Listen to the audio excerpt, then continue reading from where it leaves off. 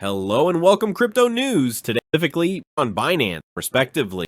Hello and welcome Crypto News. Today is November 28th, 2025, and the top cryptocurrency news is as follows. And today we will start with Bhutan, which is betting $970,000 on Ethereum via Figment. What is Figment? Figment is a betting provider that helps very large investors and institutions to stake their digital assets on multiple blockchains and thus profit from the security of the proof-of-stake network. So this is Bhutan's latest move after Ethereum. Moving on to our ETFs. Let me tell you that the ETFs were not working yesterday, but we learned that as far as the Solana ETF is concerned, for the first time in their history, thanks to 21 Share, they have outflows. And on November 26th, they closed with minus $8.2 million.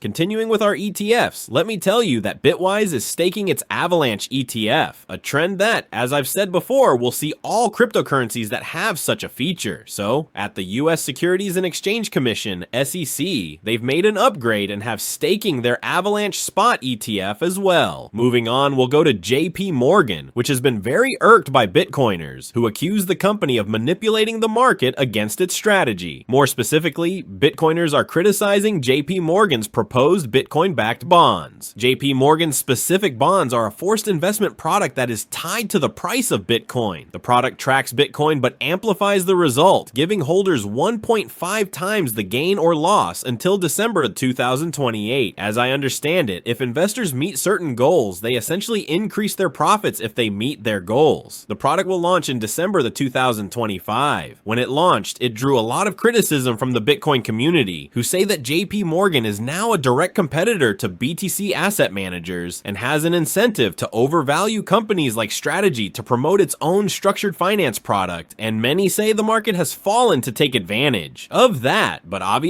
nothing is certain. Moving on to our exchanges, we'll go to the largest exchange in South Korea, and we learned that Naver Financial agreed on Wednesday to absorb Dunamu, the operator of cryptocurrency exchange Upbit, in a deal involving only shares worth $10.29 billion.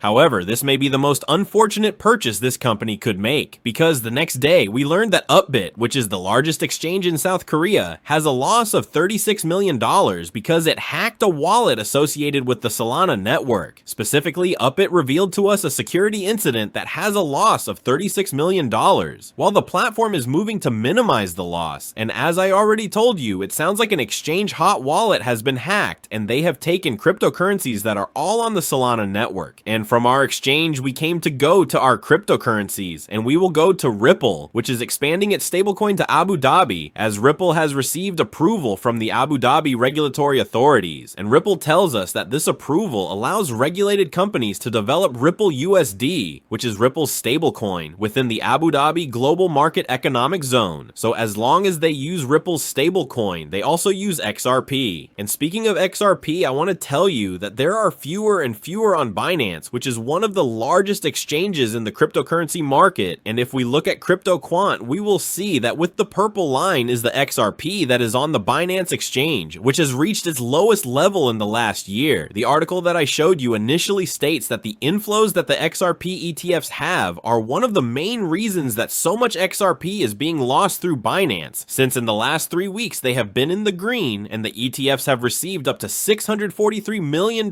in money, much better than the Bitcoin ETFs that in the last few weeks have mainly had losses. I do not know if this is the main reason why XRP is so low on Binance, but certainly some people are buying XRP during this period. And we move on to Mr. Vitalik, who invested $765,000 in Ethereum in 2 messaging apps, and we are referring to Session and Simplex, which are the 2 apps that are trying to surpass Signal and Telegram respectively. Signal and Telegram are 2 apps that are famous for their privacy messaging, and the 2 that I mentioned earlier want to surpass them. I will have Mr. Vitalik's message in the description, and looking a little at the companies, I want to tell you that Session has its own coin called Session Token, which has made plus 428% on the 7-day chart since the news that Mr. Vitalik invested in this company. The other company I have not heard of has a coin at the moment, and it's time to go to our favorite cryptocurrency market, with Bitcoin at $91,000 with the price, as we said yesterday, struggling to break our resistance.